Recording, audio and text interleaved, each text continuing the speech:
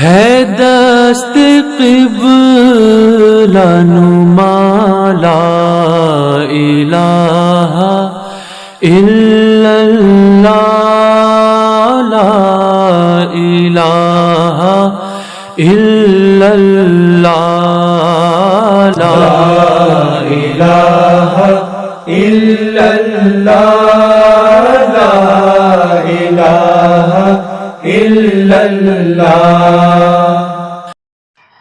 السلام علیکم ورحمۃ اللہ وبرکاتہ۔ تمام مسلمان بھائیوں کو سلام، امید کرتا ہوں سب بخیریت ہوں گے۔ اللہ ہم سب کو ہدایت کے راستے پہ چلنے کی توفیق عطا فرمائے۔ انٹرپشن کے لیے معذرت چاہتا ہوں، مناظرین اپنا جو بیانات ہیں، دلائل ہیں، وہ جاری رکھیں۔ صرف کہنا یہ ہے، عرض یہ کرنی ہے کہ کیونکہ یہ موضوع زیادہ لمبا ہوتا جا رہا ہے، کوشش کریں کہ اسے مختصر کر کے اپنے دلائل مکمل کر لیں۔ بس اتنی سی گزارش ہے، اور اللہ ہم سب پہ رحم فرمائے، آمین ثم آمین۔ وعلیکم السلام ورحمۃ اللہ وبرکاتہ۔ جی محترم ڈاکٹر صاحب، آپ کی آڈیو میں نے سن لی ہے۔ گزارش یہ ہے کہ یہ جو موضوع چھڑا ہوا ہے نا، یہ موضوع ہمارے اختلافات کی بنیاد ہے، یہ جڑ ہے۔ جڑ کو ہم نے پکڑ لیا ہے، صبر کریں، یہی فیصلہ کرنے والی ایک بات ہے، بنیادی بات یہی ہے جس نے ہمارے درمیان فیصلہ کرنا ہے۔ اگر مرزا صاحب کی یہ باتیں میں 99 بیان کر دیتا ہوں، ایک رہ جاتی ہے، تو میرے دل میں یہ خیال رہے گا کہ شاید وہ آخری بات بھی بیان کر دیتا تو کسی خوش نصیب کو ہدایت مل جاتی۔ مجھے یہ باتیں ساری بیان کرنے دیں۔ اصل بات یہ ہے کہ جو مولانا بٹالوی رحمہ اللہ نے کہا تھا کہ کتاب و سنت کی تعلیمات کا لازمہ تو یہ ہے کہ مرزا صاحب آپ کو جھوٹا جانو، آپ کو سچا مانوں تو کتاب و سنت کو جھٹلانا پڑتا ہے، لیکن اگر کتاب و سنت کو مانتا ہوں تو آپ کو تو جھوٹا کہنا ہی پڑتا ہے۔ مرزا صاحب تو ہوا میں اڑتے ہوئے بھی آتے تو بھی کتاب و سنت کی تعلیمات کا تقاضا یہ تھا کہ ہم جھوٹا ہی مرزا صاحب کو مانتے، لیکن مجھے قسم ہے اس ذات کی جس کے قبضہ قدرت میں میری جان ہے، جھوٹوں پر اللہ کی لعنت ہو، میں نے اپنی آنکھوں سے مرزا صاحب کے جھوٹ اور تضادات دیکھے ہیں جو میں بیان کرنا چاہتا ہوں۔ اللہ تعالیٰ نے اگر توفیق دی ہے اور ایک مربی صاحب اس بات پہ آگے ہیں۔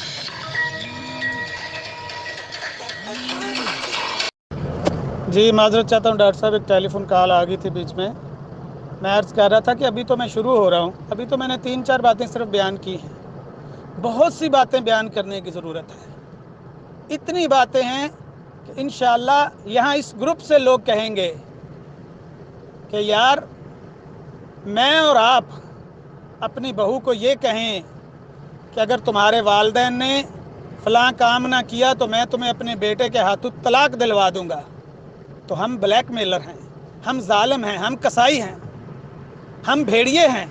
لیکن اگر کوئی مدعی نبوت کہے تو اس کو 7 خون معاف ہیں۔ کیوں؟ لوگ کہتے ہیں جی منکرین جو ہوئے، منکرین اسی طرح کے الزامات لگاتے ہیں نا، منکرین کے یہ الزامات ہیں، اس کو نقطے کو واضح ہونے دیں کہ یہ منکرین کے الزامات ہیں، یا ایک عام انسان یہی فعل کرے تو اس کے اوپر کیا حد لاگو ہوتی ہے، یہ نقطہ واضح ہونے دیں۔ ابھی تو میں شروع ہو رہا ہوں ڈاکٹر صاحب۔ بسم اللہ الرحمن الرحیم، والصلاة والسلام علی رسول اللہ، اما بعد۔ پینشن لینے کا طریق ماہانہ ہوا کرتا تھا اور اب بھی ایسا ہی ہے۔ میں نے بھی دیکھا ہے اپنی آنکھوں سے، میرے دادا صاحب بھی پیسہ لیتے تھے، ان کو تو خیر میں نے نہیں دیکھا، ان کی وفات کے بعد ہماری دادی صاحبہ ہر ماہ ایک معین تاریخ میں پینشن لیا کرتی تھی، اور میرا حصہ بھی مجھے ملتا تھا۔ تو وہی سلسلہ ہے، اب اور بھی بہت سی مثالیں ملیں گی آپ کو۔ پینشن کی تعیین سالانہ ہوتی ہے، لیکن ادائیگی اور وصولی ماہانہ ہوا کرتی تھی۔ پھر دوسری بات آپ نے یہاں پر یہ کہہ رہے ہیں کہ آپ یہ کہہ رہے ہیں کہ میرے اوپر آپ کچھ احسان کرنا چاہتے ہیں، کہ جو بھی آپ بتائیں وہ ٹھیک ہے، میں انکار نہیں کر رہا۔ دیکھیں، کوئی کسی قسم کے احسان کی ہرگز ضرورت نہیں ہے۔ حقیقت کو مدلل رنگ میں پیش کریں، اس کو عدل کہتے ہیں۔ تو مناظرہ میں احسان کی ضرورت نہیں اور توقع نہیں کی جاتی، بلکہ عدل مطلوب ہے، اس پر قائم رہیں۔ رسول کریم صلی اللہ علیہ وسلم نے فرمایا کفا بالمرء کذبا ان یحدث بکل ما سمع، ایک آدمی کے لیے جھوٹ ہونے کے لیے اتنی سی بات کافی ہے کہ جو کچھ اس نے سنا وہ سب بتاتا رہے۔ یہ سنی ہوئی ساری باتوں کو بتانا ہی ایک قسم کا کہ جھوٹ ہوتی ہے بات۔ تو یہاں پر آپ نے تو سنی ہوئی بات نہیں ہے، بلکہ ایک واقعہ کے 160 سال بعد اپنی نظریہ کے مطابق اور اپنے دل کی نظروں سے آپ نے استنتاج کر کے آپ نے یوں کہا کہ مرزا صاحب نے امام دین کو آنکھ ملا کر بلا کر لے گیا۔ ماشاء اللہ۔ تو صحیح سنی ہوئی بات کو ہی اگر پیچھے پڑھ کے بولتا جائے تو جھوٹ ہے رسول اللہ صلی اللہ علیہ وسلم کے نزدیک، تو اس بات کو پھر کیا جواب کہیں گے؟ اس کی کیا تعریف ہوگی؟ جھوٹ سے بدتر کیا ہو سکتے بتائیں آپ؟ دیکھیں عامر صاحب گوشت کی نہ فکر کریں اتنے زیادہ، کاش کہ اس زمانے میں ہوتا تو 1 روپے میں 16 کلو گوشت ملتا۔ اب اس کے افسوس کرنے کا فائدہ نہیں ہے۔ 58 روپیہ امام الدین نے اڑا لیا ہے، ٹھیک ہے، وہ آپ نے خود پڑھا ہے، کسی جگہ ڈاکہ ڈالنے پر پکڑا بھی گیا ہے، یہ بھی آپ کہہ رہے ہیں نا۔ تو ایسے انسان کے بارے میں سوچیں، اور نہیں پتا تو اپنے بھائی جو وکیل صاحب ہیں ان سے مشورہ کریں، آپ وکیل کی نظر سے دیکھیں اس کو۔ ایک بندہ ڈاکہ مارنے کی عادت ہے، اس کو تو پیسے کی اتنی ضرورت پڑتی ہے اور 1 منٹ میں پیسہ خرچ بھی ہوتا ہے اس سے۔ کسی بندے کا ڈاکہ ڈالا ہو پہلے یا کسی سے پیسہ لیا ہو، اس نے اس کے پاس 58 روپیہ دیکھا تو کب کا اٹھا کے لے گیا ہوگا۔ تو امام دین کے ہاتھ سے پیسہ خرچ ہونے کے لیے کسی وقت کی ضرورت نہیں ہے، چند منٹ کافی ہوتا ہے۔ اور امام دین نے حضرت مرزا صاحب کو، جو سادہ لوہا آدمی تھے، پیسے مانگنے پر پوچھنے پا میں دیتا ہوں ابھی دیتا ہوں کر کے پورا دن پھراتا رہا اور کچھ دیا ہی نہیں ہے۔ یہ استنتاج ہو سکتا ہے؟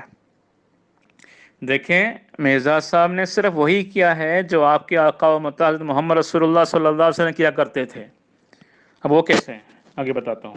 رسول کریم صلی اللہ علیہ وسلم کے بارے میں ایک حدیث ہے، حضرت سہل رضی اللہ عنہ کی روایت ہے کہ کان رسول اللہ صلی اللہ علیہ وسلم حییا لا يسأل شیئا الا اعطاہ، رسول کریم صلی اللہ علیہ وسلم اس قدر باحیا تھے کہ آپ سے کچھ بھی مانگیں کوئی آ کر، اور جو چیز آپ کے پاس ہوتی ہے تو آپ فوراً دیتے تھے اس کو، یعنی وہ دینے تک نہ دینے میں شرمندگی محسوس کرتے تھے۔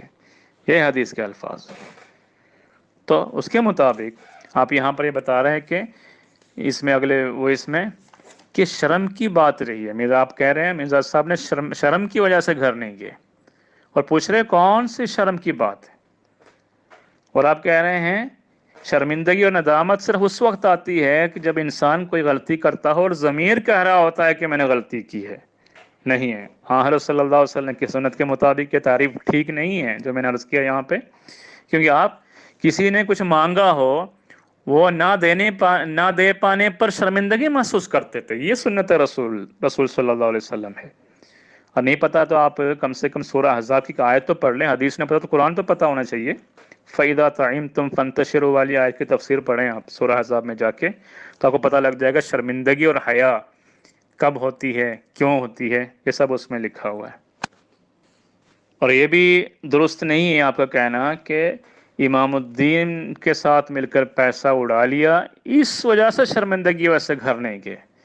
دیکھیں پیسہ ضائع ہونے پر کبھی حضرت مرزا صاحب کو شرمندگی یا اس نہیں ہوا ہے۔ دیکھیں وہ اس سے پہلے بھی ان کی تکلیف یہ تھی کہ والد صاحب نے بارہا یہ خواہش کا اظہار کیا اور بولتے رہے جاؤ نوکری کرو، میں نوکری نہیں کر سکا۔ وہ بات ہے، والد صاحب کی بات نہیں پوری ہوئی، وہ والد صاحب کی خواہش پورا نہ ہونے سے آپ کے اندر جو شرمندگی پیدا وہی تھی، ورنہ آپ دیکھیں تاریخ میں لکھے واقعات، غالباً میں نے کل ذکر کیا، مجھے یاد نہیں ہے، کہ بعض دفعہ والد صاحب کی طرف سے مقدمہ فالو کرنے کے لیے جایا کرتے تھے، اور مقدمہ خارج ہونے پر بڑی خوشی کا اظہار کرتے تھے آپ، اتنے مالی نقصان ہونے کے باوجود گھر خوشی سے لوٹتے تھے، اور کہتے تھے کہ چلو مقدمہ ख़त्म हो गया है, हारने की क्या फ़िक्र है, हमें अब इसके पीछे पड़ने की ज़रूरत ही नहीं है। ये थे उनके औसाफ। तो इस हालत में वो पैसा खर्च होने पर नहीं थी उनकी शर्मिंदगी वालिद साहब की बात पूरी नहीं हुई, इसीलिए वो उस मौके से फ़ायदा उठाकर सियालकोट चले गए और वहाँ पर नौकरी करते रहे। फिर आप कहते हैं कि नई बात लेकर ये आए थे कि सियालकोट में चेहरा छुपाते रहे। अगर इतना बाहया थे तो बाद में फिर क्यों नहीं चेहरा छुपाया, ये था आपका सवाल। भाई आमिर साहब, ज़रा सुन्नत व हदीस का मुताला भी कभी कभी किया करें आप। ये सवाल रसूल अकरम सल्लल्लाहु अलैहि वसल्लम से पूछना चाहिए आपको। आपने हदीस नहीं पढ़ी? मुस्नद अबी आला में सही इस्नाद के साथ हज़रत आयशा रज़ियल्लाहु अन्हा की रिवायत है, और आप देख के ढूंढें, ना मिले तो मुझे बताएं, मैं आपको दे दूंगा, क्योंकि थोड़ी सी हदीस की मालूमात लेनी ज़रूरी होती है। एक औरत रसूल करीम सल्लल्लाहु अलैहि वसल्लम के पास तशरीफ़ आई, एक औरत आई और गस्लुल महीद के बारे में, हाइद वारा के ताल्लुक़ से इस्तिफ़सार करने लगी। जब उसने पूछा कैफ़ा ततहहरु बिहा, मैं तहारत कैसे हासिल करूं, तो जब उस औरत ने ऐसी बात कही तो रसूल करीम सल्लल्लाहु अलैहि वसल्लम को शर्मिंदगी हुई।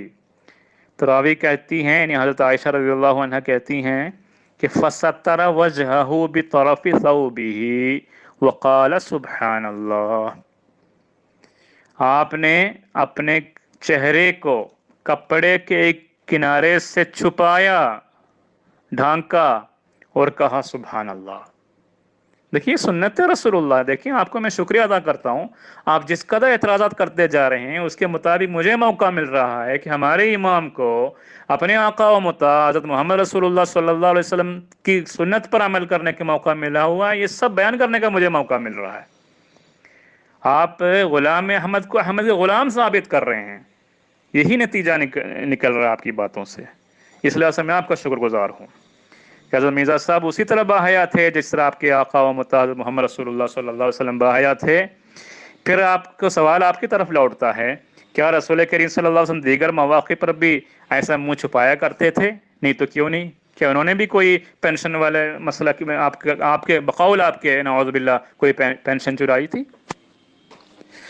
फिर एक जगह हमारे आमिर साहब ये बता रहे हैं कि मिर्ज़ा साहब की ये बात ऐसी ही झूठ है जैसा कि उन्होंने तफसीर इब्न कसीर का हवाला दिया था, झूठ बोला था, नऊज़ु बिल्लाह।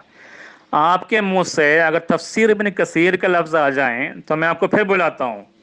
मैंने आपको तफसीर इब्न कसीर का हवाला दे दिया और उसकी तस्दीक में तायीद में एक सहाबी, जलील क़दर सहाबी हज़रत इब्न अब्बास रज़ियल्लाहु अन्हु का कौल मैंने आपके सामने रख दिया हवाला समेत, और साबित कर दिया था वो बात दुरुस्त थी। अगर गलत है तो उससे बात करने के लिए आए, दलाइल से बात करें, उसमें जवाब मर्दी है। वरना ये तो बुज़दिली की मिसाल दे रहे हैं आप कि कहीं और जाके जब भी मौका मिले दिल बहलाने के लिए उसके फिर मिसाल लेकर छोड़ दिया, कुछ जुमले बोल दिया ताकि सामीन सुनने वाले के दिल में कुछ शुबा पैदा हो जाए। देखें, सामीन अगर इंसाफ पसंद है, मुझसे में जाए तो समझ सकते हैं, लेकिन मैं आपको बता रहा हूँ आप उस टॉपिक पे आए नहीं हैं। आपको बार बार बुलाया, फिर लेकर आए मिसाल, जो इब्न कसीर के हवाला और दूसरे इमाम कुर्तुबी के हवाला, इब्न अब्बास रज़ियल्लाहु अन्हु के हवाला मैंने पेश किया। गलत साबित करें फिर बात करेंगे, और 500 यूरो तो की ज़रूरत नहीं, वो आप अपने पास ही रखें। फिर आपने कई बातें और बताई हैं जिसमें आपने कोई हवाला नहीं पेश किया था। देखें, मैंने बारहा जिक्र किया, वो बातें जो बिला हवाला बताते जाते हैं उसका जवाब देना मेरे ऊपर, या जवाब देने पर मैं मुल्ज़म नहीं हूँ। मेरे लिए वो सब बातें लायानी बातों में शुमार है, जिसके बारे में रसूल करीम सल्लल्लाहु अलैहि वसल्लम ने फरमाया, मिन हुस्न इस्लामिल मरई तरकुहु मा ला यानीही। अपने इस्लाम के जो हुस्न को ज़ाया करना नहीं चाहता मैं, इसलिए ऐसे लायानी बातों की तरफ नहीं आता। उसको बायानी बनाना हो तो आप हवाले लेकर आएँ। हाँ, एक बात आपने यहाँ पर गलतफहमी पैदा करने की कोशिश की है कि माअज़ल्लाह मिर्ज़ा साहब अहमद बेग के साथ ब्लैकमेल करके रिश्ते की बात कही मोहम्मद बेगम के साथ, कि जो उनको कोई ज़मीनी कागज़ात पर दस्तखत कराने की मजबूरी पेश आई, उस वक्त मिर्ज़ा साहब ने शर्त लगाई। तो ये सरासर झूठ है। पहले तो आपने हवाला नहीं दिया, लेकिन आपने वहाँ पर आइना का माला इस्लाम तज़किरा की तो ज़ुबानी हवाला तो आपने बताया है, और चूँकि यह तसलसल है कल की बात की, इसलिए मैं उसका जवाब दे देता हूँ। جواب مختصراً میں عرض کرتا ہوں، جیسا کہ احمد بیگ سمیت ان رشتہ داروں کی حالت، ان کے کفر، توحید باری کے خلاف ان کی سوچ، ان کے کام، غیر مسلم کے ساتھ تعاون، یہ سب میں نے ذکر کیا تھا، اور میں نے یہ بھی بتایا تھا کہ انہوں نے نشان طلب کیا تھا باقاعدہ۔ تو آئینہ کمالات اسلام کی جو عربی عبارات پڑھیں آپ، جلد نمبر 5، روحانی خزائن، صفحہ 568۔ حضرت مرزا صاحب لکھ رہے ہیں، ان لوگوں نے خط لکھا جس میں رسول کریم صلی اللہ علیہ وسلم اور قرآن مجید کو گالیاں دی اور وجود باری کا انکار کیا، اور اس کے ساتھ ہی مجھ سے میری سچائی اور وجود باری تعالیٰ کے نشانات طلب کیے۔ اس خط کو انہوں نے شائع کیا اور ہندوستان کے غیر مسلموں کی بہت مدد کی اور انتہائی سرکشی دکھائی۔ ٹھیک ہے، یہ انہوں نے کیا تھا۔ پھر نشان طلب کرنے پر حضرت مرزا صاحب نے خدا کے حضور دعا کی، جیسا کہ آپ کرتے رہے، دوسروں کے لیے بھی، لیکرام کے لیے اور دوسرے لوگوں کے لیے، اور کہتے ہیں قلت رب انصر عبدک واخذل اعداءک، اے اللہ تیرے بندے کی مدد فرما اور دشمنوں کو ناکام کر۔ اس پر خدا سے جواب ملا جو انذار کے رنگ میں، اس فیملی کے لیے انذار کے رنگ میں تھا کہ میں ان قریب ان کو مختلف قسم کے آفات سے ماروں گا، ان کی عورتوں کو بیوائیں اور بچوں کو یتیم اور گھروں کو ویران کروں گا، یہ سب باتیں اس میں تھی۔ میں انہیں ایک دم ہلاک، اس میں یہ بھی تھا کہ میں انہیں ایک دم ہلاک نہیں کروں گا بلکہ آہستہ آہستہ، تاکہ وہ رجوع کریں۔ یہ باتیں یہاں تک بات ہوئی ہیں۔ اب آگے سنیے، مذکورہ بالا تمہید اور اس کے بعد پیش گوئی کی اطلاع اور اعلان ہونے کے بعد، اس واقعے کے بعد ایک اتفاقی واقعہ پیش آیا، وہ تھا احمد بیگ کا گھر آنے کی بات۔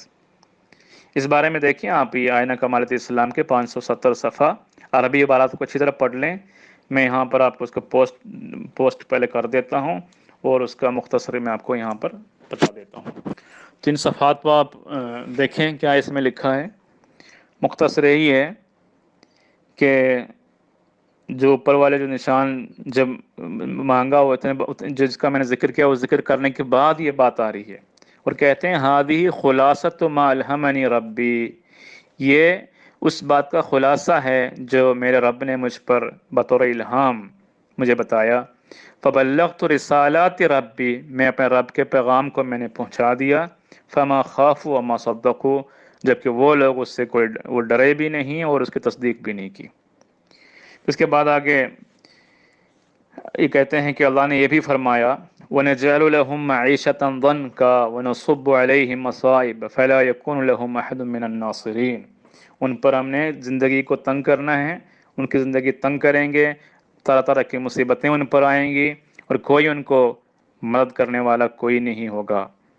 یہ سب باتیں بیان کرنے کے بعد آپ لکھ رہے ہیں فَكَذَلِكَ فَضَّلَ اللَّهُ كَذَلِكَ فَعَلَ اللَّهُ بِهِمْ وَأَنْقَذَ ظُهُورَهُمْ بِأَثْقَالِ الْهُمُومِ وَالدُّيُونِ، اللہ تعالیٰ نے اپنی کی ہوئی بات کو پوری کی اور اسی طرح کیا، اور ان کے پیٹ توڑ دی اور ان کے اوپر ہم غم اور قرض وغیرہ کی جو بوجھ اترائی۔ اتنے بولنے کے بعد آپ فرما رہے ہیں وَلَمَّا قَرُبَ وَقْتُ ظُهُورِ الْآيَةِ، جب یہ جو بات خدا نے پیش گوئی کی اس کو ظاہر ہونے کا وقت قریب آ گیا، تو اتفاقاً ایسا پیش ہوا کہ احمد بیگ آئے، وہ کچھ زمینی کاغذات پیش کر کے دستخط کا مطالبہ کیا۔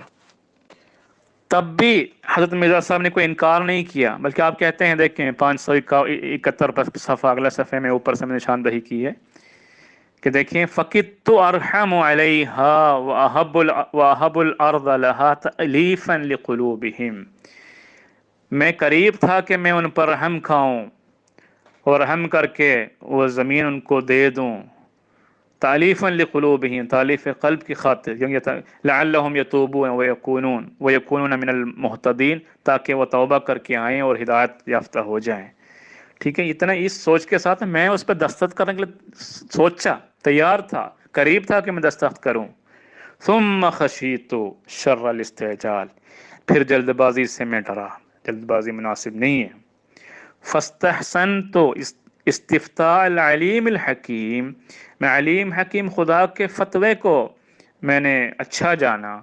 وترقب اعلام الرب الرحیم، اور رب رحیم کے کی طرف سے خبر کا انتظار کیا، لیکون بریئا من غصب حق غائب، تاکہ میں کسی غائب بندے کے حق کو کو لوٹنے میں یا کسی کے حق لینے میں کہیں گناہگار نہ ٹھہروں بلکہ بری ثابت ہو جاؤں۔ یہ دیکھیے یہ بات ہوئی تھی۔ اس کے بعد خدا تعالیٰ نے یہ اطلاع دی کہ یہ شرط بتا دو، پھر وہ جو شرط ہے جو میں نے جس کا کل ذکر کیا، بات لمبی ہو جائے گی اس لیے بتانا نہیں چاہتا، وہ اس کے بعد ہوئی ہے۔ بہرحال کہنے کا یہ مطلب ہے احمد بیگ کا آنا شروع میں نہیں تھا، یہ باتیں پیشگوئی کرنے کے بعد اس کے ظہور سے پہلے درمیانی عرصے میں احمد بیگ آیا اپنا ذاتی مقصد کے لیے، وہ اتفاقی بات تھی۔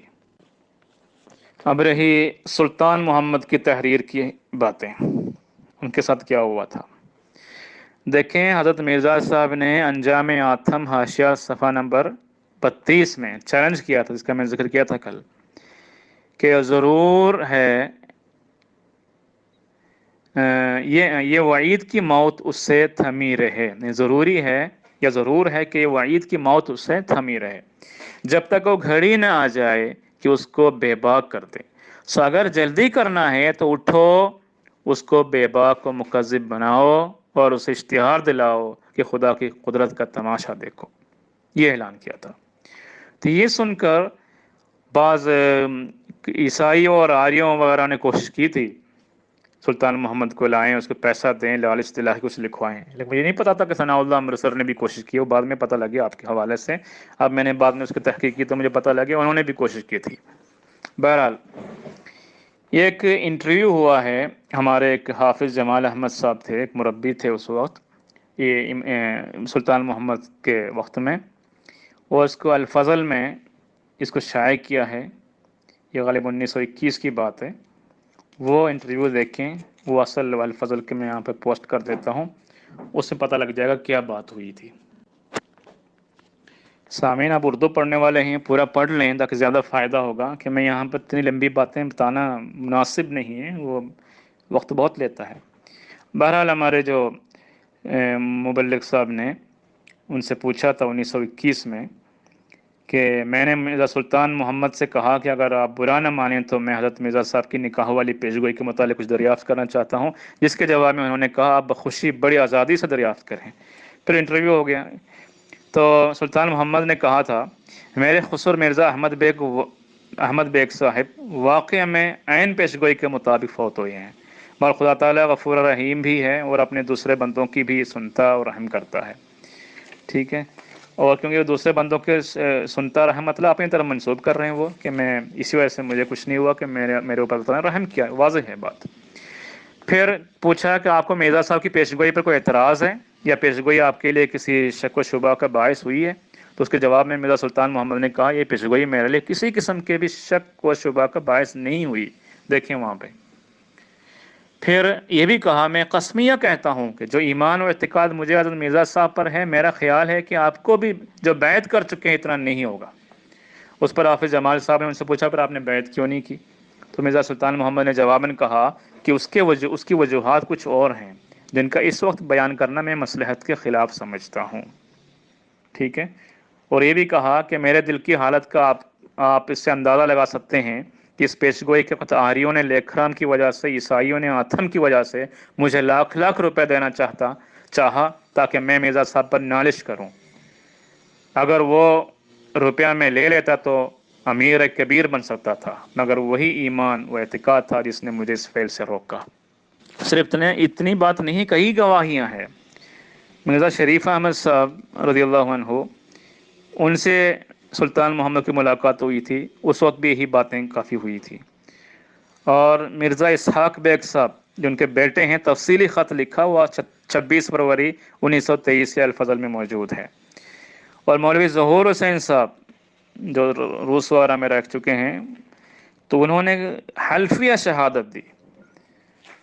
انہوں نے کیا شہادت دی، اس میں ایسے الفاظ ہیں کہ اس سے پتہ لگ جاتا ہے کہ یہ مرزا محمد بیگ نے سلطان محمد نے کیا کیا۔ وہ حلفیہ شہادت کے طور پر انہوں نے اس کو لکھا، اور اس کے نیچے گواہ کے طور پر سید عبدالحی اور محمود احمد مختار ان کے دستخط لے لی، اور ظہور حسین سابق مبلغ روس کے حوالے سے 20 اپریل 59 میں 59 میں انہوں نے یہ گواہی ان سے لکھوائی۔ یہ ظہور حسین صاحب والی شہادت کی زیادہ اہمیت اس لیے ہے کہ اس میں آپ کے سوال کے جواب بھی ہے، اس لیے میں اس کا ذکر کیا۔ کہتے ہیں کہ پاکستان کے معرض وجود میں آنے سے کافی عرصہ پہلے، غالباً 33 یا 34 سن میں یا عیسوی میں، مجھ کو پٹی میں تبلیغ اسلام کے سلسلے میں جانے کا اتفاق ہوا۔ وہ مرزا سلطان محمد صاحب داماد مرزا احمد بیگ صاحب سے ملنے کا اتفاق ہوا۔ انہوں نے دوران گفتگو حضرت مسیح موعود علیہ السلام سے اپنی عقیدت کا اظہار کرتے ہوئے بیان کیا کہ ایک دفعہ مولوی ثناء اللہ صاحب امرتسری، آپ کے ابوالوفا صاحب، میرے پاس پٹی آئے اور میں نے آتے ہی ان کے لیے پانی وغیرہ پلانے کا انتظام کرنا شروع کیا، مگر انہوں نے کہا میں سب سے پہلے اپنا ایک مقصد آپ سے پورا کرانا چاہتا ہوں، اس کے بعد میں پانی وغیرہ پیوں گا۔ یعنی وہ مقصد پورا کرنے کے بعد پیوں گا پانی، یہ کہنے کا مطلب ان کا، اور وہ یہ ہے کہ آپ مرزا غلام احمد صاحب کے خلاف ایک تحریر مجھ کو دے دیں، اور وہ یہ کہ ان کی پیشگوئی دربارہ محمدی بیگم غلط ثابت ہوئی ہے۔ دیکھیں پوری زندگی کوشش کرتے رہے ثناء اللہ امرتسری صاحب۔ مرزا سلطان محمد صاحب کہنے لگے کہ میں نے ان کو کہا کہ آپ ابھی تو آئے ہیں، یہ مہمان نوازی کے آداب میں ہے کہ آپ نے کچھ پانی وغیرہ پی لیں، بیٹھ جائیں، مگر ثناء اللہ صاحب یہی رٹ لگاتے رہیں۔ تو یہ واقعہ سنا کر انہوں نے کہا، یعنی سلطان محمد صاحب نے، کہ یہ حضرت مرزا صاحب کے متعلق میری عقیدت ہی تھی جس کی وجہ سے میں نے ان کی ایک نہ مانی، یعنی ثناء اللہ امرتسری کی ایک بات بھی نہ مانی۔ نیز انہوں نے یہ بھی کہا کہ عیسائی اور آریہ قوم کے بڑے بڑے لیڈروں نے بھی مجھ سے اس قسم کی تحریر لینے کی خواہش کی، اور میں نے کسی کی نہ مانی، وہ صاف ایسی تحریر دینے سے ان کو انکار کرتا رہا، بلکہ جہاں تک مجھ کو یاد پڑتا ہے انہوں نے یہ بھی کہا کہ جو عقیدت مجھ کو ان سے ہے وہ آپ میں سے کئی احمدیوں کو بھی نہیں ہے۔ تو یہ تھی بات۔ اب یہ دلائل ایک طرف، گواہیاں، دوسری طرف یہ بھی میں نے ایک عقلی دلیل بھی پیش کی تھی آپ کے سامنے۔ دیکھیں احمد بیگ کے خاندان کے افراد کثرت سے جماعت احمدیہ میں شامل ہوئے، خواتین جو ان کی بہنیں تھیں یا محمدی بیگم کی بہن وغیرہ، میں نے کہا موسیہ تھی، موسیہ کا مطلب کیا ہے؟ صرف بیعت نہیں کی، نظام وصیت میں شامل ہو کر کم سے کم 10واں حصہ چندہ دیتے رہے جماعت کے لیے، ایسی قربانیاں کرنے والے نکلے۔ تو کیا کسی انسان کی ضمیر یہ قبول کرے گا کہ اگر ان کے اندر کوئی غیرت تھی تو کوئی جماعت میں آ سکتے ہیں وہ لوگ؟ اسی مرزا صاحب کی جماعت میں کیسے آ سکتے ہیں؟ اس سے بڑھ کر کیا دلیل چاہیے آپ کو؟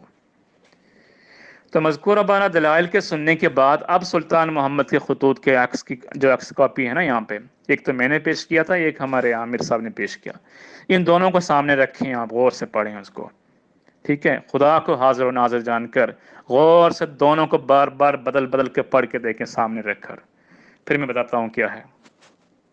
دیکھیں جماعت احمدیہ کے بعد حضرت مرزا صاحب کے دعوے کے بعد تحریف کرنا، تو باتوں میں تحریف کرنا، یحرفون الکلمہ عن مواضعہ کے تحت یہود و نصارہ کی پیروی تو بہرحال امت کے لوگ کرتے آئے ہیں، یہاں تک کہ میں کچھ دن پہلے ہی جا کے ویڈیو بنا کے آیا ہوں کہ اسباب النزول کی کتاب میں رسول کریم صلی اللہ علیہ وسلم وفد نجران سے جب گفتگو فرما رہے تھے تو یہ عقلی دلیل یہ پیش کی تھی وہاں پر کہ عیسیٰ علیہ السلام عطا علیہ الفنا، اس پر فنا آ چکا ہے، عیسیٰ علیہ السلام پر فوت ہو گیا ہے۔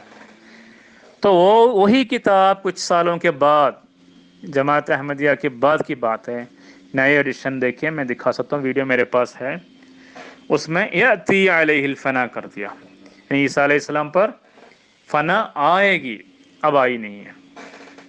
دیکھیں اس میں اس تحریف میں اتنی بڑی بیوقوفی بھی تو ظاہر ہو رہی ہے، جب وہ ہم دلیل یہ بتا رہے ہیں کہ عیسیٰ علیہ السلام کے اندر خدائی نہیں ہے، تو یہ کہہ رہے ہیں کہ کسی زمانے میں وہ فوت ہوئیں گے، اب نہیں، جبکہ رسول کریم صلی اللہ علیہ وسلم نے صاحب فرمایا وہ فوت ہو چکا ہے۔ تو آپ تحریف کرتے ہوئے کچھ سوچا کریں، کچھ عقل کو بھی سامنے رکھیں۔ یہ جب میں سری نگر میں گیا تھا، میں مسیح کی قبر دیکھنے لیے خانیار میں، تو وہاں لوگوں کا یہی کہتا ہے، غیر احمدی تو یہی کہتے ہیں کہ عیسیٰ علیہ السلام قبر نہیں، کوئی تعلق نہیں عیسیٰ علیہ السلام سے اس کا۔ پھر جب آپ دیکھیں سامنے بڑا سے بورڈ لگایا ہوا ہے، وما قتلوه وما صلبوه ولكن شبه لهم، ضرورت کیا پڑی عیسیٰ علیہ السلام کا ذکر کرنے کے؟ جب آپ کہہ رہے ہیں عیسیٰ علیہ السلام کی قبر نہیں، وہ ادھر آئے ہی نہیں، تو پھر اس آیت سے کیا تعلق ہے اس کا؟ یہ تو ایسا ہی ہوا کہ ایک سردار برہنہ نہا رہا تھا، کچھ عورتیں دور سے جا رہی تھیں اور بلایا عورتوں ادھر مت دیکھو، بالکل یہی مثال ہے آپ کے، اب دیکھیں آپ یہ دونوں خط کو، نص رسالہ کو دیکھیں آپ، خط کے جو الفاظ ہیں جو عامر صاحب نے پیش کیا: میں جناب مرزا جی کو نہ کبھی نیک بزرگ یا اسلام کا خدمت گزار یا شریف النفس نہ کبھی پہلے اور نہ ہی بعد اب ایسا خیال کرتا ہوں۔ ان الفاظ کی کیا ضرورت پڑی ہے عامر صاحب؟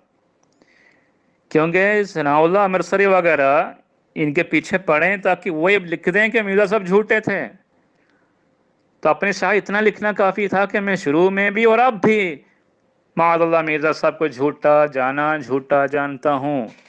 یہ الفاظ کی ضرورت کیا پڑی ہے کہ جناب مرزا جی، ٹھیک ہے، اسلام کا خدمت گزار، شریف النفس، ان الفاظ کے سوالات اٹھا کے پوچھا تھا ایک ایک لفظ پہ اوپر تاکہ وہ ایسا جواب دے؟ بھائی یہیں پر دال میں کالا نظر آ رہا ہے۔ آپ اپنے وکیل بھائی ہیں نا، آپ ان سے پوچھیں کہ ایک وکیل کے سامنے دونوں خط جب پہنچ جاتا ہے اور جس کا پس منظر یہ ہے وہ بھی ان کو بتائیں، پس منظر بھی، اور بتائیں کون سا خط صحیح، وہ آپ کو بتا دیں گے، ٹھیک ہے۔ ابو الوفا، جو آپ کے ابو الوفا ہے ثناء اللہ امرسری، اس کی زندگی میں پوری زندگی جماعت کی طرف سے مطالبہ ہوتا رہا کہ آپ کے سامنے اگر خط لکھا ہو تو خط کا اصل پیش کریں، پوری زندگی پر پیش نہیں کی۔ تو ایک تو حضرت مرزا صاحب کی زندگی میں کسی نے چیلنج قبول نہیں کیا، پیش ہی نہیں کی، پیش کی تو بتائیں اس کا، کسی کتاب میگزین میں یہ پیش کرنا کافی نہیں ہے، وہ ہماری دلیل نہیں بنتی اس وقت مخالفوں کی رائے۔ کہ حضرت یوسف علیہ السلام کے بارے میں ان کے بھائی نے صاف کہا کہ ان کے سامنے بتایا کہ ان کے چھوٹے بھائی کو دیکھا اس نے چوری کی، تو کوئی اس میں شرمانے والی بات نہیں، حیرانی کی بات، ان کے بھائی یوسف نے بھی چوری کی ہے، اور یوسف کے منہ پہ بولا، پتہ بھی نہیں تھا کہ سیدنا یوسف بیٹھے ہیں سامنے، ٹھیک ہے نا۔ تو یہ باتیں ہیں، اس سے بڑھ کر اس کو ہم کوئی قدر کی نگاہ سے دیکھ ہی نہیں سکتے جب تک دلائل بینہ ساتھ نہ ہو۔ آخر کار ہمارے عامر صاحب نے دل بہلانے کے لیے ہی صحیح ایک پوائنٹ کی بات انہوں نے کہی ہے، ماشاءاللہ بہت بڑا پوائنٹ، وہ یہ ہے کہ آپ کہہ رہے ہیں جماعت ترقی پر ہے، لیکن حقیقت یہ ہے قادیان سے دربدر، ہندوستان سے دربدر، پاکستان سے دربدر، ساری دنیا سے شاید دربدر، شاید یہ لفظ نہیں بولا انہوں نے۔ آپ کی یہ کامیابی ہو تو آپ کو مبارک ہو، یہ تھے ان کے الفاظ۔ ذرا عامر صاحب پھر قرآن مجید کی طرف آ جائیں، مجھے آپ کو قرآن سکھانے کی ضرورت پڑ رہی ہے، کیا کروں؟ قرآن مجید میں اللہ تعالیٰ کیا فرماتا ہے؟ من یہاجر فی سبیل اللہ یجد فی الارض مراغما کثیرا وسعتا،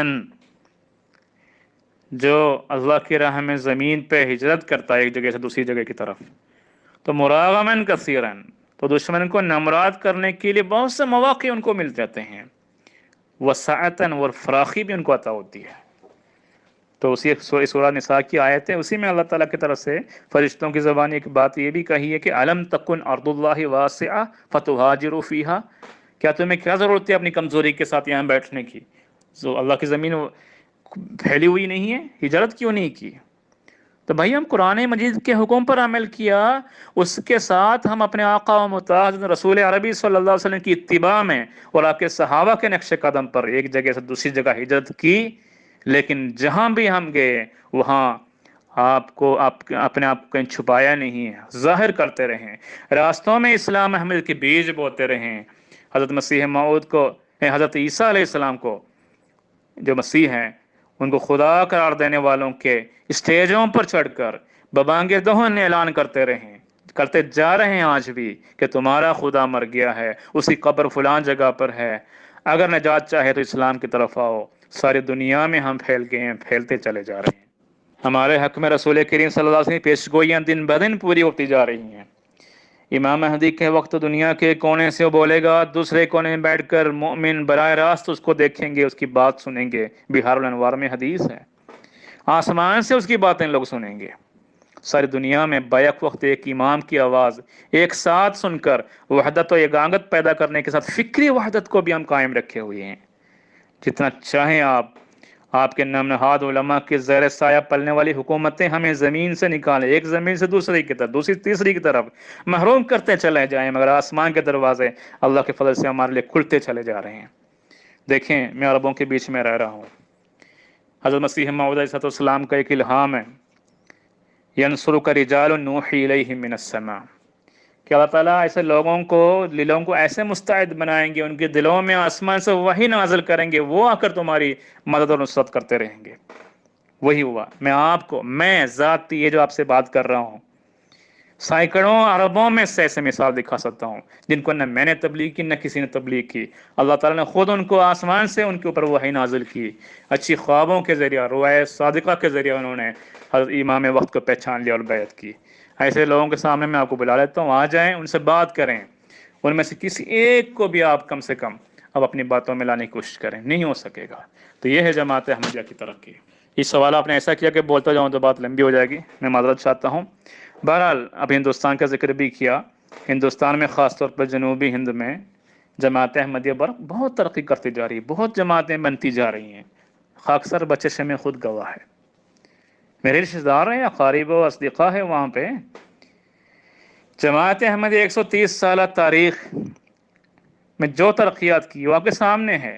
आप कहीं भी किसी से पूछ लें, आफ्ताब आमद दलील आफ्ताब, ये तो आपको पता है, तो इसकी इस वजह से और मज़ीद बयान करने की ज़रूरत नहीं है। लेकिन साथ ये एक बताऊँ ज़रूर कि एक इल्हाम ये भी था, इन्नी मुहीन अराद इहानत तक, जिसने आपकी तौहीन करना चाहा उसको खुदा उसकी इहानत करेगा। तो वो हुआ। आप बताएं कहाँ हैं आपके मोहम्मद हुसैन बटालवी साहब? आप उनकी कब्र के लिए रहमतें भेज रहे थे, तो वो कब्र कहाँ है उनकी, बताएं मुझे ज़रा, ताकि मैं भी देख लूँ जब इंडिया जाऊँगा तो इंशाअल्लाह अगली बार। और कहाँ हैं आपके सादुल्लाह लुधियानवी, अताउल्लाह शाह बुखारी, ये सब कहाँ? इन सब के अंजाम कैसे हो गए बताएं आप, नहीं तो फिर इस बारे में बात करेंगे बाद में। फ़िलहाल इतनी बात कर ख़त्म करता हूँ। बाकी जब आपकी तरफ से हवाले के साथ कोई बात हुई तो इंशाअल्लाह उसको देखूँगा। अस्सलाम वालेकुम रहमतुल्लाह। वालेकुम अस्सलाम वरहमतुल्लाहि वबरकातुहू। अच्छा, बातें आप बहैसियत एडमिन ठीक है, याद दहानी करा सकते हैं। देखिए मेरा तो यही मौक़िफ़ है कि जितनी बातें पूछा जा रहा है उसका जवाब दे रहा हूँ। बाज़ दफ़ा सवाल छोटा होता है, जवाब तफसीली होता है, तो एक नॉर्मल ज़ाहिर सी बात है। दूसरी बात है कि अगर आप कंट्रोल कर सकें तो एक बात पर बात करने दें थोड़ी सी, ये जहाँ पर एक पॉइंट ख़त्म हो रहा है वहाँ सवाल जवाब का मौका दिया जाए, फिर आगे जारी रखें। आपकी मर्ज़ी है, मेरे से कोई ऐसा मसला नहीं है। लेकिन ये कि आप ज़रा दरख्वास्त है आपसे कि लोगों को ग्रुप में बताएं, PM पर आकर प्राइवेट मैसेज पर मुझे ना तंग करें। कोई कहते हैं आपने लंबी बात कही, कोई कहते हैं कोई छोटी बात कही, कोई कहते हैं आप ये कहते हैं, लेकिन जो बात करना है ग्रुप में बात करें, जब सवाल का मौका दें हैं। ये तो डिस्टर्ब करने वाली बात नहीं, मेरे पास बिल्कुल वक्त नहीं है। मैं आपके कहने पर कि आप रोज़ाना कुछ ना कुछ बात करें, आपके एडमिन की बात पर अमल करते हुए मैं बात कर रहा हूँ टाइम निकाल के, वरना मैं 2-3 दिन के बाद 1 दिन देने की सोचा हुआ था बहुत कम वक्त में, क्योंकि सिर्फ ये काम नहीं कई काम है ना, इसलिए आप समझ सकते हैं। तो उम्मीद है कि आप दोस्तों को तवज्जो दिला देंगे और मुनासिब फ़ैसला सोच समझ के करेंगे। अल्लाह ताला आपको तौफ़ीक़ दे। अस्सलाम वालेकुम। अस्सलाम वालेकुम वरहमतुल्लाहि वबरकातुहू। तमाम मुसलमान भाई सलाम जी। मोहतरम शम्स साहब, मैंने तवज्जो मबसूल कराने की कोशिश की है कि टॉपिक को जो है टॉपिक की तरफ रहने दी जाए। बाकी ठीक है, जितनी भी बात आप कर रहे हैं आप अपने नुक्ता निगाह से करेंगे और आमिर भाई अपने नुक्ता निगाह से करेंगे। सुनने वाले बेहतर मुनसिफ हैं और इंसाफ का तराजू तो मेरे पास नहीं है, तो इसलिए मैं चाहूँगा कि आप अपना जो भी सिलसिला है जारी रखें। और बाकी रही सुनने वालों की, तो उनसे मैं पहले भी रिक्वेस्ट कर चुका हूँ कि इसको पर्सनल मत लें। किसी भी मुनाज़र को पर्सनली जो है वो उसके साथ कांटेक्ट करना ये बेहतर सिलसिला नहीं है। एक दफ़ा तंबीह पहले भी कर चुका हूँ और अब फिर कर रहा हूँ कि किसी के भी PM में जाके मैसेज मत करें। मेरे साथ भी PM में काफ़ी सारे लोगों के मैसेज आ रहे हैं, लेकिन उनके साथ भी मेरा यही कहना है कि जो अशख़ास बात कर रहे हैं वो अपना नुक्ता निगाह ख़ुद अच्छी तरह से वाज़ेह कर सकते हैं। हम सिर्फ लिसनर के तौर पे यहाँ बैठे हैं। किसी भी बदनज़मी की सूरत में मैं उसको मॉनिटर करूँगा और तंबीह ज़रूर जारी करूँगा। बाकी जो मेरी ज़ाती राय है वो मेरे पास महफूज है। हर बंदा अपनी अपनी ज़ाती राय अपने पास महफूज रखे। अल्लाह हम सबको हिदायत के रास्ते पर चलने की तौफ़ीक़ अता फ़रमाए। आमीन सुम्मा आमीन। अस्सलाम वालेकुम वरहमतुल्लाहि वबरकातुहू। तमाम मुसलमान भाइयों को सलाम। एक तजवीज़ मुझे मिली है अभी दोस्त की तरफ से, وہ تجویز یہ ہے کہ جو اشخاص بھی ہمارے مناظرین کے پرائیویٹ میں میسیج کرتے ہیں ان کے نمبر برائے کرم مجھے اگر ہمارے مناظرین سینڈ کر دیں تو میں انہیں گروپ سے ریموو کر دوں گا، اور یہ اصول اور یہ قانون سب کے لیے لاگو ہوگا، تو کچھ امید ہے کہ اس سے کچھ بہتری آ جائے گی۔ تو مناظرین سے گزارش ہے کہ اگر کوئی ایسا میٹر ہو تو پلیز میری وہ علم میں لایا جائے تاکہ میں اس شخص کو یہاں سے ریموو کر سکوں۔ الحمدللہ وحدہ والصلاة والسلام علی من لا نبی بعدہ۔ اخوان، آپ باتیں سنتے جائیں۔ مرزا صاحب کے وکیل شمس الدین صاحب ہیں اور اعتراض کرنے والا میں ہوں، سوال کرنے والا میں ہوں، سامنے کھڑا ہوں، اور میں نے ایک مقدمہ پیش کیا ہے۔ دنیا کی کسی عدالت میں یہ مقدمہ لے جائیں، میری باتوں کو اور شمس الدین صاحب کی ان باتوں کو کسی بھی جج کے سامنے رکھیں، اگر مرزا صاحب سزا کے مستحق قرار نہ پائیں، میں صرف پینشن والے معاملے کی صرف فی الحال بات کر رہا ہوں، اگر مرزا صاحب اس معاملے میں سزا کے حقدار نہ قرار پائیں تو میرا خون معاف ہے۔ میں نے بار بار کہا ہے کہ شمس الدین صاحب، مرزا صاحب اور امام دین دونوں کو کیمرے کی آنکھ نے دیکھا تھا، اکٹھے نکلے تھے۔ وہ الگ الگ کب ہوئے؟ ڈکیتی میں وہ اکٹھے نہیں تھے، اس کا ثبوت دیں۔ کیا ثبوت دیا شمس الدین صاحب نے؟ کیا ثبوت دیا شمس الدین صاحب نے؟ ادھر ادھر کی باتیں ہیں کہ تعین تو پینشن کا سالانہ تھا، لیکن مرزا صاحب ہر مہینے لینے جاتے تھے۔ کبھی کہتے ہیں کہ امام دین نے چند لمحوں میں یہ پیسے خرچ کر لیے اور مرزا صاحب کو کہتا رہا ابھی دیتا ہوں ابھی دیتا ہوں۔ شمس الدین صاحب یہ باتیں کہاں لکھی ہوئی ہیں؟ مرزا صاحب نے کب اس سے پیسوں کا تقاضا کیا اور اس نے کہا کہ ابھی دیتا ہوں ابھی دیتا ہوں؟ اور یہ گھنٹوں میں پیسے ختم ہو گئے، اس کا ثبوت دیں۔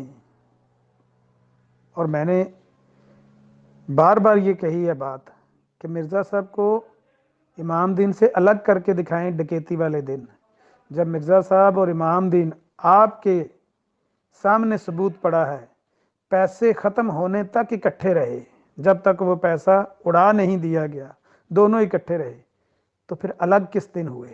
ڈکیتی کے بعد ہوئے یا ڈکیتی سے پہلے ہوئے؟ اس کا ثبوت دیں۔ ادھر ادھر کی باتیں نہ کریں۔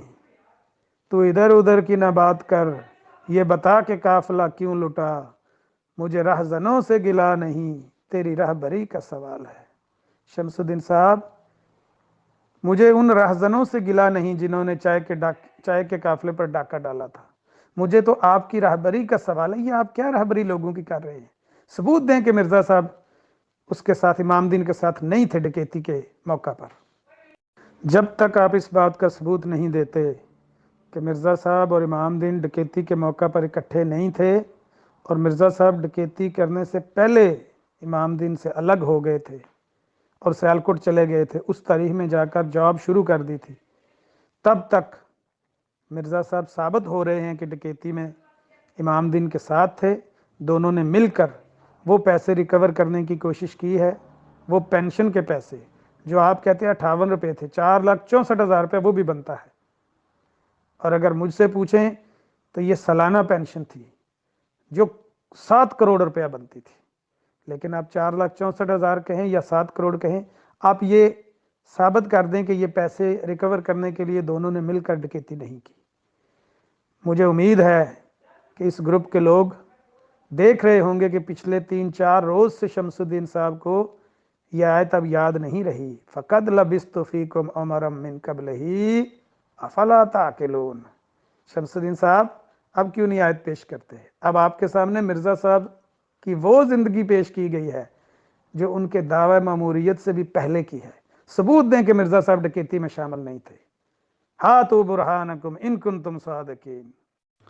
باقی جو آپ نے نبی علیہ الصلوۃ والسلام کی مثال دے کر مسلمانوں کی دل آزاری کی ہے اور کرتے جا رہے ہیں، انبیاء کی مثالیں دے کر، غسل المحیض پر نبی علیہ الصلوۃ والسلام سے سوال کیا گیا، نبی علیہ الصلوۃ والسلام حیا دار تھے، شرم محسوس کی، حیا محسوس کی، اس بات کا موازنہ کیا جا رہا ہے مرزا صاحب کے اس چہرہ چھپانے سے جو مرزا صاحب سیالکوٹ کی گلیوں میں چہرہ چھپا کے پھرتے تھے۔ میں پوچھتا ہوں، مرزا صاحب 1864 سے لے کر 1868 तक सियालकोट की गलियों में चेहरा छुपा के फिरते थे। इसके बाद या इससे पहले कादियान में या लुधियाना में या अमृतसर में या बटाला में मिर्ज़ा साहब चेहरा क्यों नहीं छुपा के फिरते थे? सबूत पेश करें कि मिर्ज़ा साहब बाकी की ज़िंदगी में भी ऐसे ही चेहरा ढांप के रखते थे। दलील दें। पेंशन वाले मुकदमे को जिसके मैंने कराइन आप लोगों के सामने रखे हैं, ये लोग जो सुन रहे हैं यही हमारे जज हैं, यही मुनसफ हैं, यही फैसला करेंगे कि मिर्ज़ा साहब डकैती में शामिल थे या नहीं थे, यही फैसला कर लेंगे। हमारा काम है हवाले से, दलील से बात पेश करना, फैसला करना लोगों का काम है। हमने लोगों के सामने कराइन पेश कर दिए हैं कि मिर्ज़ा साहब और इमाम दीन इकट्ठे पेंशन की रकम लेकर उड़ाते रहे हैं, खाते रहे हैं, फिर उन पैसों को रिकवर करने के लिए डकैती हुई है। अब इनके ज़िम्मे है इस बात की दलील पेश करना कि मिर्ज़ा साहब डकैती में शामिल नहीं थे और मिर्ज़ा साहब हया की वजह से चेहरा छुपा के रखते थे।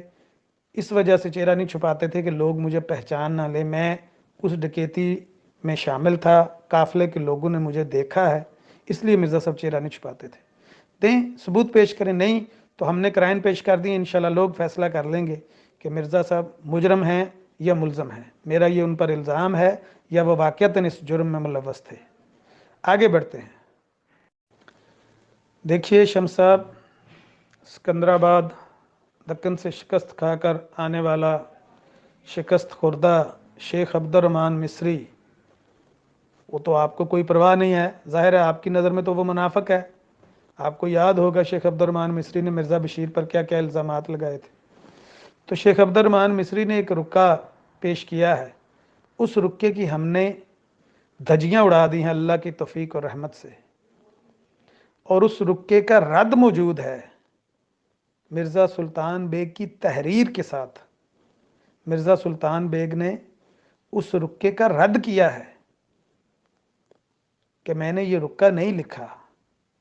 अब आपको उस 1924 के अखबार के बाद जो 1924 का अखबार हमने पेश किया, उसके बाद की कोई दलील पेश करनी चाहिए।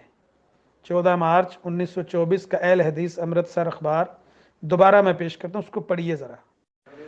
ये देखिए, सिकंदराबाद दक्कन में सेठ इलाउद्दीन के जो बेटे को गुमराह कर लिया था कुछ कादियानियों ने, और सिकंदराबाद से अबुल वफा मौलाना सनाउल्लाह अमृतसरी रहमहुल्लाह को तार भेजे गए, खतूत भेजे गए कि वफा के पैकर को भेजें, लोगों को यहाँ गुमराह किया जा रहा है। कादियानी बनाने के लिए बहुत बड़ा एक घराना है, अमीर घराना है सेठ इलाउद्दीन का, उसके बेटे को गुमराह कर दिया गया है, भेजें वफा के पैकर को।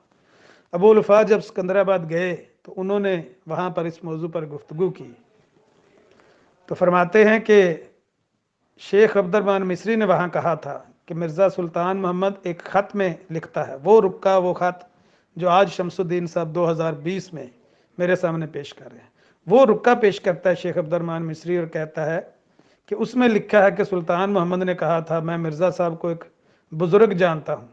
इससे क्या फ़र्क पड़ता है? अगर ये तहरीर असली भी हो तो फ़र्क तो इससे कुछ नहीं पड़ता। लेकिन अबुल वफा मौलाना सनाउल्लाह अमृतसरी रहमहुल्लाह कहते हैं कि जब हमने मिर्ज़ा सुल्तान से सवाल किया तो उन्होंने ज़बानी जवाब दिया कि मैं कभी मिर्ज़ा साहब का मुसद्दिक नहीं रहा।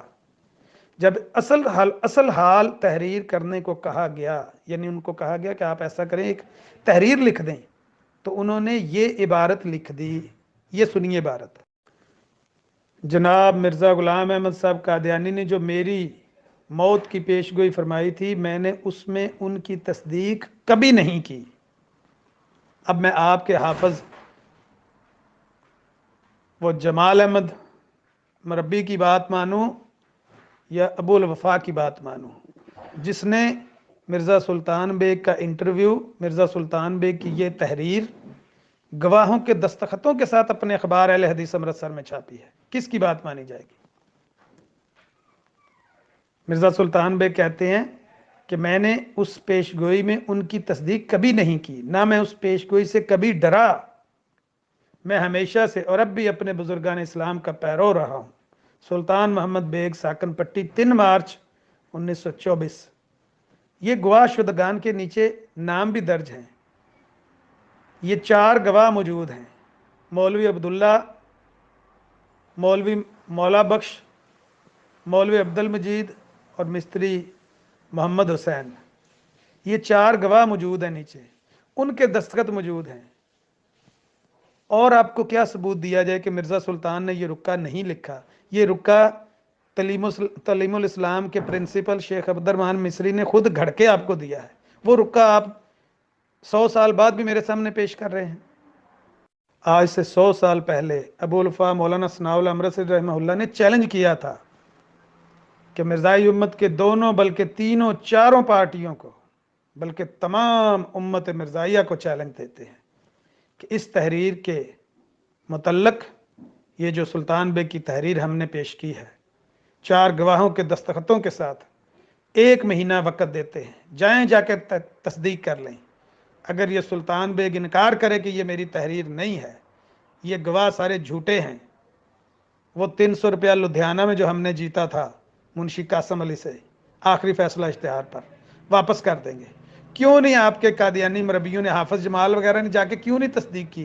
कहाँ गए आपके हाफिज जमाल साहब, मरबी साहब? उनको जाना चाहिए था, जाके सुल्तान मोहम्मद पट्टी वाले से कहते कि सुल्तान बेग साहब ये आपने क्या नहीं डाल दी है, 4 गवाहों के दस्तखतों के साथ आपने तहरीर दे दी है। हम तो आज तक यही कहते थे आप तहरीर नहीं देते, तहरीर तो आपने दे दी है अबुल वफा को, और वो छप गई है उनके अखबार अहले हदीस अमृतसर में, जिसमें आपने साफ मिर्ज़ा साहब की तकजीब की है। बाकी मोहम्मदी बेगम के ख़ानदान के कितने लोग कादियानी हुए, ये वही है जैसा मैंने ऊपर अर्ज किया है कि तू इधर उधर की ना बात कर, ये बता कि काफिला क्यों लुटा। शम्स साहब ये ना बताएं कि कितने लोग कादियानी हुए मोहम्मदी बेगम के ख़ानदान में, ये बताएं कि मिर्ज़ा साहब की पेशगोई झूठी निकली या सच्ची निकली, इसका सबूत दें। सुल्तान बेग नहीं मरा मिर्ज़ा साहब की पेशगोई के मुताबिक, मोहम्मदी बेगम से निकाह नहीं हुआ मिर्ज़ा साहब की पेशगोई के मुताबिक, तो सारा ख़ानदान भी मोहम्मदी बेगम का मिर्ज़ाई हो जाए, इससे क्या फ़र्क पड़ता है? एक ऑडियो में आप फरमा रहे थे शम्स साहब कि मैं फ़लस्तीन में खड़ा हूँ, अरबों के बीच में खड़ा हूँ, जिससे चाहो बात करवा देता हूँ। लोगों को ख्वाबों के ज़रिए से बताया जा रहा है मिर्ज़ा साहब महामंदी। शमसुद्दीन साहब, आपसे पहले यही बात आपके इंग्लैंड के एक मरबी ने कही थी मुझे, कम अज़ कम 5-6 साल पहले। एहसाम खमसी उसका नाम था, मराकश का वो कादियानियों का प्रेसिडेंट था। उसने बताया कि 600 कादियानी हैं वहाँ पर मराकश में, उनका मैं सदर हूँ। उससे मेरी बात करवाई थी। मुझे कसम है उस ज़ात की जिसके कब्ज़ा कुदरत में मेरी जान है, हमने उस एहसाम खमसी को, अगरचे मैं यूरोप में होता हूँ, मैं जानता हूँ मिस्र के, त्यूनस के, अलजायर के, मराकश के लोगों को मैं जानता हूँ, उनकी मेंटालिटी को भी जानता हूँ। लेकिन उस शख्स ने जो बात कही थी कि मैं मिर्ज़ा साहब की पेशगोइयों को जानता हूँ, आओ मेरे साथ बात कर लो, मैंने तहकीक कर ली है और मैं इसलिए कादियानी हुआ। हमने उसके मुंह से कहलवाया था कि इन पेशगियों का मुझे इल्म नहीं है। अभी भी मेरे पास रिकॉर्डिंग मौजूद है, कहेंगे तो मैं रिकॉर्डिंग यहाँ पेश कर दूंगा इस ग्रुप में। आपको भी चैलेंज है, फ़लस्तीन के किसी कादियानी से मेरी बात करवा दें जो इंग्लिश बोल सकता हो, उससे मेरी बात करवा दें इसी ग्रुप में। मैं उसको आपके सामने, इस ग्रुप के सामने इंशाल्लाह साबित कर दूंगा कि अगर उसने तहकीक की है तो उसको धोखा दिया गया है, उसने तहकीक गलत की है। मिर्ज़ा साहब अपने ही बयान करदा मायार के मुताबिक झूठे साबित हो चुके हैं। हमारे सामने फ़लस्तीन के प्रोफेसर नज़ीर कज़क की मिसाल मौजूद है, प्रोफेसर ताहिर हानी की मिसाल मौजूद है। उनसे मेरी खुद बात हुई है। उन्होंने कहा कि हमें धोखा दिया गया, किताबें उर्दू में लिखी हुई थी, हमें तो पता नहीं था। मैंने पूछा आपने इतना टाइम क्यों लगाया तहकीक करते हुए, इतने सालों बाद आपको समझ आई है कि ये कादियानियत, ये झूठ है, धोखा है, फरेब है? मुझे प्रोफेसर ताहिर हानी ने कहा कि अमर साहब मसला ये था कि वो किताबें जो हैं उनको ट्रांसलेट करवाते हुए मेरी ज़िंदगी के इतने साल ज़ाया हुए। अगर वो किताबें पहले ट्रांसलेट हो जाती जो उर्दू में लिखी हुई हैं, अगर हम उनको पहले ट्रांसलेट करवा लेते, हमें पहले पता चल जाता कि मिर्ज़ा साहब ने कदम कदम पर झूठ बोले हैं। तो मिर्ज़ा साहब के झूठ لوگوں نے اپنی آنکھوں سے دیکھے ہیں. اب اگر فلسطین کا یا اسرائیل کا کوئی بندہ کوئی ایک آدھا آپ نے دھوکہ دے کے قادیانی کر لیا ہے، اس کو پتہ نہیں ہے، تو اس کو میرے سامنے ضرور پیش کریں، میری اس سے بات کروائیں. سارے گروپ کے لوگ سننا چاہتے ہیں اس بندے کی اور میری گفتگو. لائیں اس بندے کو انگریزی میں. ٹھیک ہے میں ٹوٹی پھوٹی بول لوں گا، اگرچہ کافی سال ہوئے ہیں میں انگریزی میں اب اتنا طاق نہیں رہا، کیونکہ اٹالین زبان جب یا اسپینش اب بولتے ہیں یا فرینچ بولتے ہیں تو انگریزی میں آپ فلوئنٹ نہیں رہتے ہیں. لیکن بہرحال کر لیں گے انشاءاللہ بات. آپ کروائیں کسی سے بات.